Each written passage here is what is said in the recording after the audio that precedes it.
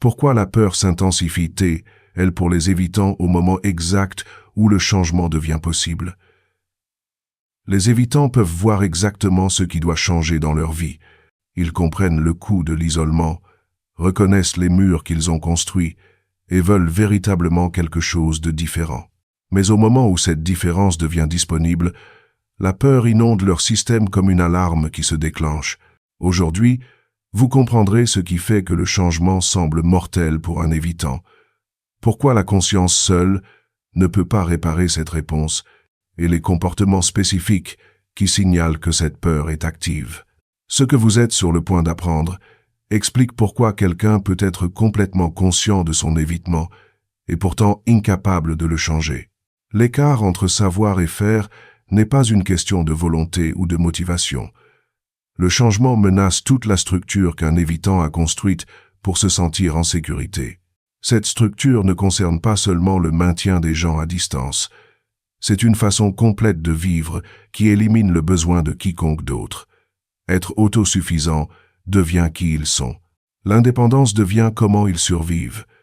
Au moment où le changement se présente, il ne demande pas simplement un comportement différent. Il exige de démolir la seule façon de vivre qui ait jamais semblé correcte. Un évitant qui dit vouloir de la connexion dit la vérité.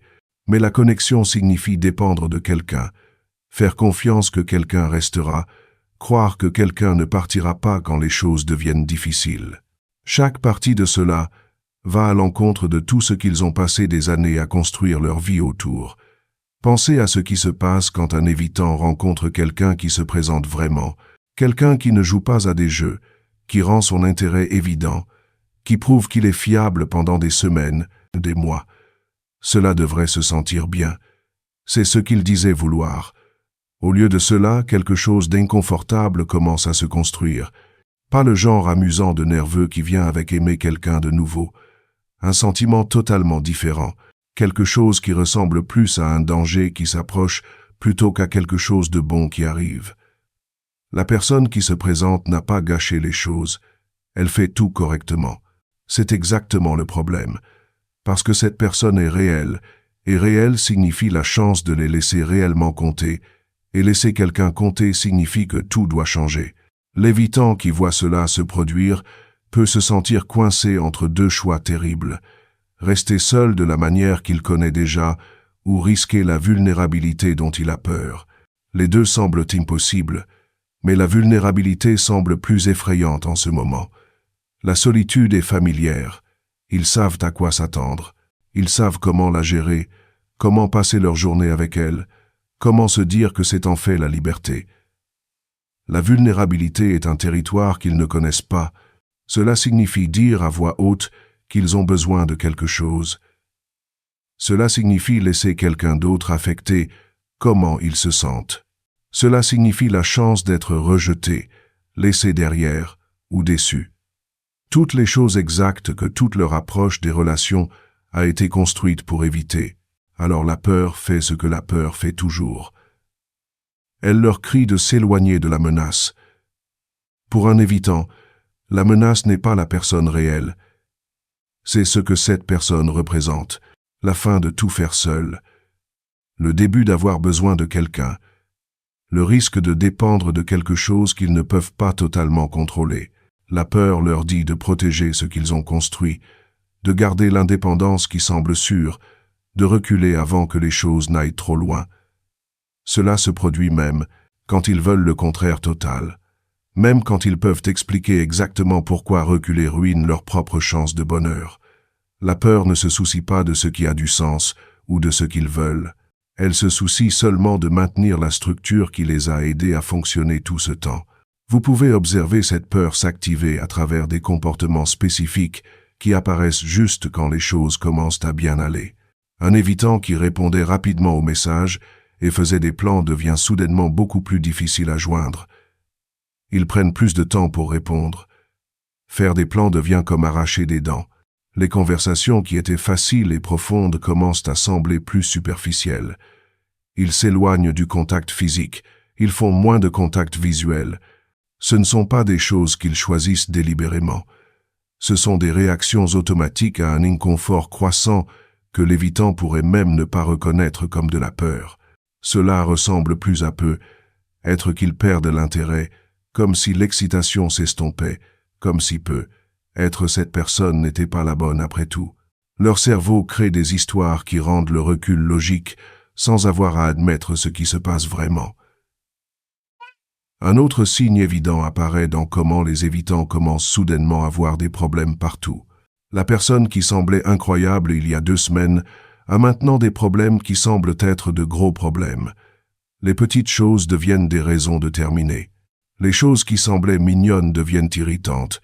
Les comportements qui semblaient doux ressemblent maintenant à des signes d'avertissement. Ce changement ne concerne pas enfin voir la personne clairement. Il s'agit de leur esprit cherchant des raisons qui rendent la distance acceptable. Si la personne a des problèmes, si elle n'est pas parfaite, s'il y a de vraies préoccupations, alors reculer et juste être intelligent. Ce n'est pas de la peur, c'est juste voir la réalité. L'évitant croit vraiment cette nouvelle vision. Il ne le voit pas comme une protection contre se rapprocher trop. Certains évitants provoquent des disputes pour créer de l'espace, sans dire que c'est ce qu'ils veulent. Pas d'énormes disputes explosives, mais un flux constant de petites tensions qui rendent la proximité plus difficile. Trouver des choses à propos desquelles se disputer, repousser les demandes normales, prendre les commentaires neutres comme des attaques, construire une atmosphère où la connexion prend plus de travail, plus de marcher sur des œufs autour des problèmes, plus d'énergie. L'autre personne commence à sentir qu'elle doit faire attention à tout, jamais sûre de ce qui causera des problèmes. Cela fait exactement ce que la peur veut.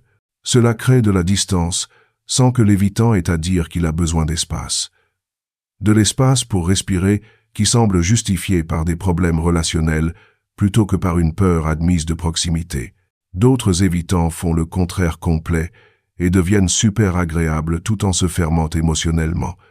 Ils se présentent en personne, ils disent oui au plan, ils semblent gentils et présents, mais quelque chose de majeur manque.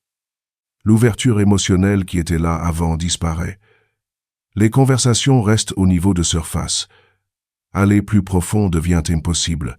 L'évitant est physiquement là, mais pas émotionnellement là, simplement en passant par les mouvements tout en gardant leurs vrais sentiments complètement enfermés. Cela crée une situation étrange, où tout semble bien de l'extérieur tandis que la connexion réelle meurt lentement. L'autre personne peut sentir que quelque chose a changé, mais ne peut pas comprendre exactement quoi. Voici pourquoi simplement savoir tout cela ne le répare pas. Un évitant peut lire tout sur l'attachement, repérer ses propres comportements, comprendre exactement ce qu'il fait et pourquoi il le fait. Cette connaissance vit dans la partie de son cerveau qui réfléchit et analyse, mais la peur vit quelque part de totalement différent. Elle vit dans la partie qui réagit rapidement, qui prend des décisions éclairs sur ce qui est sûr et ce qui est dangereux, qui met la survie immédiate avant les objectifs futurs. Ces deux parties ne se parlent pas vraiment bien. La partie pensante peut désespérément vouloir le changement, tandis que la partie réactive traite ce même changement exact comme une menace à leur survie. Cela explique pourquoi les évitants deviennent si frustrés avec eux-mêmes. Ils peuvent se regarder saboter pendant que cela se produit. Ils voient le comportement en temps réel. Ils pourraient même dire à l'autre personne leurs problèmes, expliquer leur style d'attachement, admettre qu'ils reculent. Mais savoir n'arrête pas la peur de se déclencher. Être conscient ne change pas ce qui semble dangereux. Un évitant peut comprendre logiquement que quelqu'un est digne de confiance, que la relation est saine, que reculer détruit quelque chose de bien. Cette compréhension ne fait pas que la vulnérabilité semble moins effrayante. La peur empire parce que le changement n'est pas quelque chose qui se produit une fois et ensuite vous avez fini. C'est une exposition constante à la vulnérabilité. S'ouvrir une fois est assez difficile, mais la connexion réelle signifie rester ouvert. Cela signifie laisser quelqu'un vous voir lutter, vous sentir en insécurité, avoir besoin de choses. Cela signifie demander de l'aide quand vous en avez besoin. Cela signifie dire quand vous êtes blessé au lieu d'agir comme si tout allait bien. Cela signifie travailler à travers les désaccords au lieu de disparaître. Chacun de ceux-ci nécessite de la vulnérabilité, et chaque bit de vulnérabilité semble risqué. Tout cela ajouté ensemble devient trop. Le changement n'est pas un moment effrayant. Ce sont des moments effrayants encore et encore, pour toujours, sans ligne d'arrivée. Les évitants craignent aussi le changement parce qu'ils ont vu des relations exploser avant, pas seulement leurs propres relations passées, mais des relations autour d'eux en grandissant et tout au long de leur vie. Ils ont vu des gens écrasés, ont regardé la confiance se briser, ont vu ce qui arrive après que quelqu'un soit abandonné. Leur réponse était d'éviter tout le désordre, ne pas se rapprocher assez pour être détruit, ne pas avoir assez besoin de quelqu'un pour s'effondrer s'ils partent, ne pas investir assez d'énergie émotionnelle pour être dévasté si cela se termine. Cette façon de faire les choses a fonctionné en ce sens qu'elle a arrêté la douleur spécifique qu'ils essayaient d'esquiver. Mais maintenant le changement leur demande de faire toutes les choses exactes dont ils ont passé des années à se protéger. La peur ne concerne pas seulement cette relation, elle concerne chaque relation qui pourrait les blesser de la même manière que d'autres l'ont fait. Il y a aussi la peur de se perdre s'ils changent. Être évitant signifie souvent se voir comme indépendant, fort, autosuffisant, pas collant. Celle-ci semble leur meilleure qualité, les parties d'eux-mêmes qu'ils aiment réellement. Le changement menace tout cela. S'ils commencent à dépendre de quelqu'un, est-ce que cela signifie qu'ils ne sont plus forts? S'ils admettent avoir besoin de connexion, sont-ils faibles? S'ils laissent quelqu'un affecter leurs émotions, perdent-ils qui ils sont? La peur ne concerne pas seulement le changement de la relation, il s'agit de changements énormes dans comment ils se voient et comment ils pensent que les autres les voient. La partie vraiment délicate est que les évitants n'éprouvent souvent pas cela comme de la peur dans leur esprit. Ils l'éprouvent comme du doute, comme perdre de l'intérêt, comme remarquer de l'incompatibilité, comme réaliser que cette personne n'est pas la bonne, comme se sentir étouffé ou piégé, comme avoir besoin de liberté. Le mot réel peur pourrait ne jamais entrer dans leurs pensées. Au lieu de cela, ils ont une centaine d'explications différentes pour pourquoi ils reculent, et toutes ces explications semblent totalement réelles et justifiées. Ils ne mentent pas quand ils disent qu'ils ont besoin d'espace, ou qu'ils ne le sentent plus ou que quelque chose semble bizarre. C'est véritablement comment cela s'enregistre. La peur se produit en dessous, motivant tout, mais elle se déguise en pensée raisonnable sur la relation. Certains évitants ressentent cela comme des choses physiques qui ne semblent pas connectées à quoi que ce soit. Leur poitrine se serre quand quelqu'un essaye d'avoir une conversation profonde. Ils se sentent agités quand les plans impliquent d'être vulnérables. Ils ont un besoin urgent de partir, même si rien de mauvais ne se produit réellement. Ils ont du mal à respirer pendant les conversations qui nécessitent de l'honnêteté émotionnelle. Ils se sentent totalement épuisés après avoir passé du temps à être présents et ouverts. Ces sensations corporelles soutiennent le message que quelque chose ne va pas, que le danger est proche, qu'ils doivent se protéger. L'évitant pourrait ne pas connecter ses sentiments physiques à la peur d'être vulnérable. Ils savent juste que certaines situations les font se sentir mal, et rester loin de ces situations fait arrêter le mauvais sentiment. Ce qui rend cela encore plus difficile est que les évitants deviennent souvent plus confus, plus la relation devient saine. Quand quelqu'un les traite mal, quand il y a du drame, quand les choses sont instables, ils peuvent le gérer. Cela correspond à ce qu'ils attendent, cela semble normal, mais quand quelqu'un est constamment gentil, quand il n'y a pas de jeu, quand la relation est réellement saine et stable, c'est là que l'inconfort atteint son maximum. Plus c'est sain, plus c'est effrayant. Cela semble à l'envers pour tout le monde. Une bonne relation ne devrait-elle pas sembler meilleure qu'une mauvaise? Pour un évitant, une bonne relation signifie qu'il y a quelque chose de réel à perdre.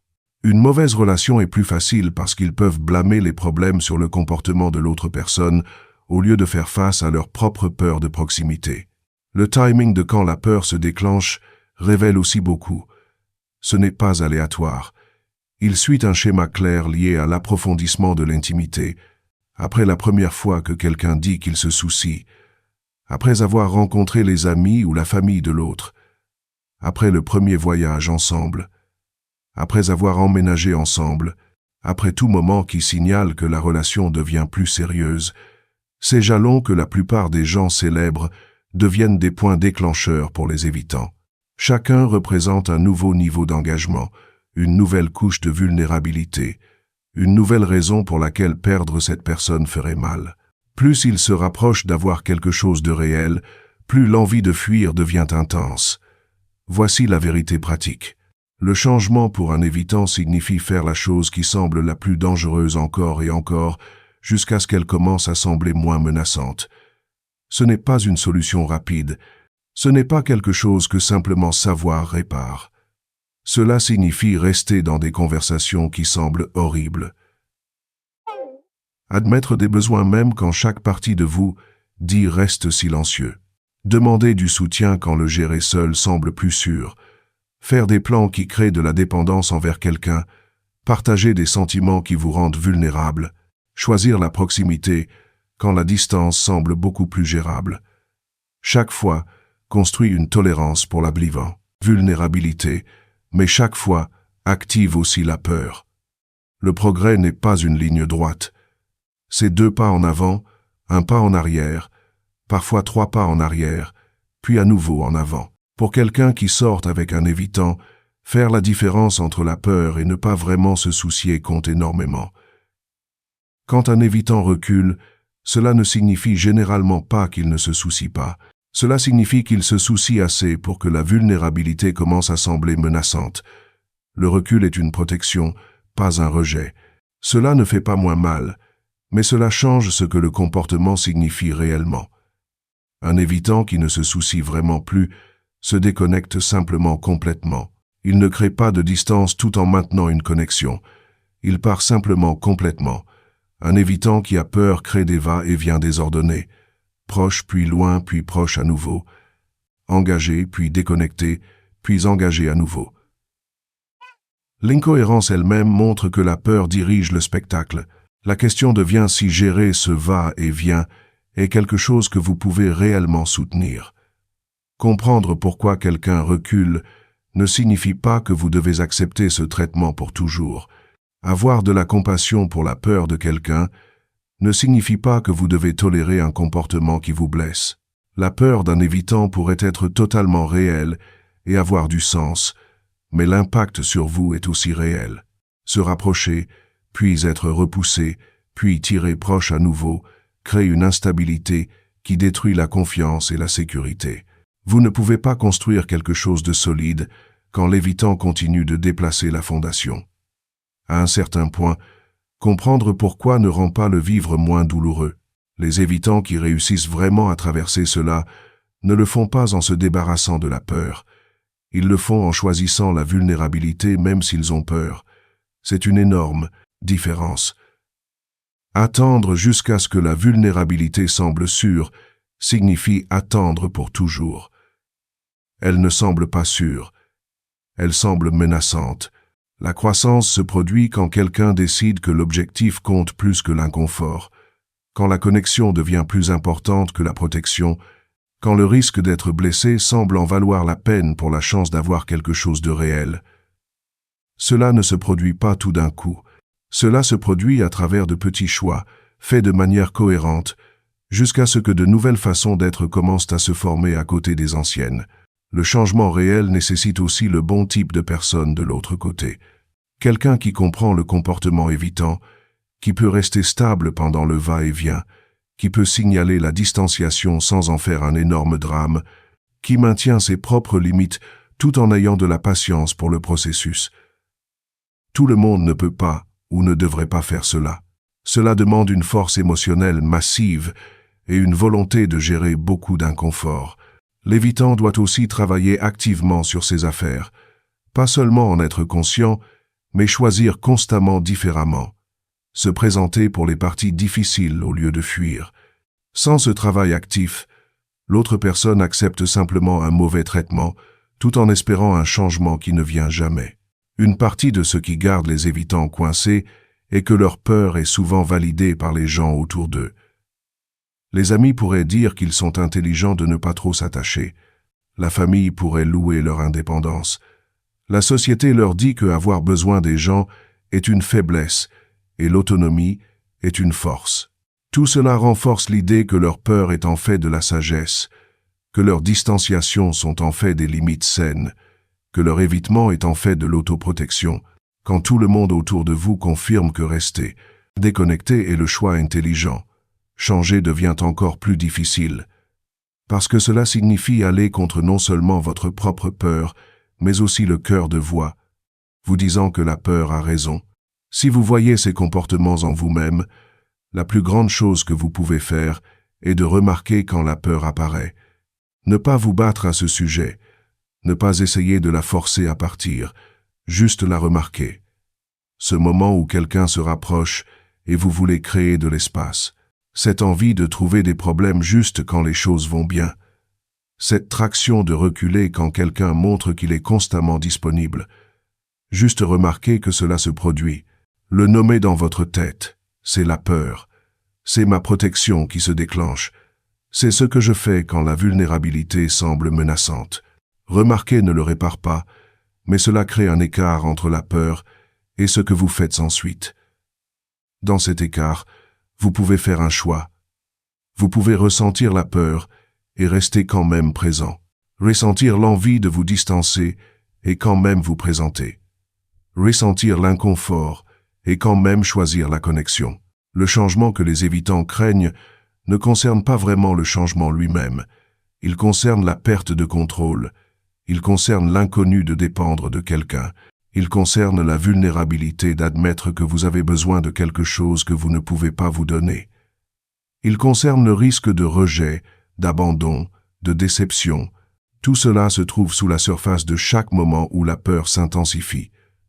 Comprendre cela ne le fait pas disparaître, mais cela rend la peur moins mystérieuse, moins comme si quelque chose n'allait profondément pas avec vous, plus comme une réponse normale à un risque réel. Et comprendre que quelqu'un peut vouloir le changement et craindre le changement au même moment exact explique la contradiction qui confond tout le monde qui observe. Le désir est réel, la peur est réelle. Les deux existent ensemble, et celui qui semble le plus fort à ce moment-là est celui qui gagne. Si ce contenu vous a aidé à comprendre la peur évitante et le changement, laissez un commentaire partageant votre expérience avec cette dynamique. Avez-vous vu quelqu'un vouloir le changement mais constamment s'en éloigner? Avez-vous vécu cela vous-même? J'aimerais entendre votre perspective. Si vous avez trouvé cela précieux, appuyez sur le bouton j'aime et abonnez-vous pour plus de contenu sur l'attachement et les relations. Merci d'avoir regardé.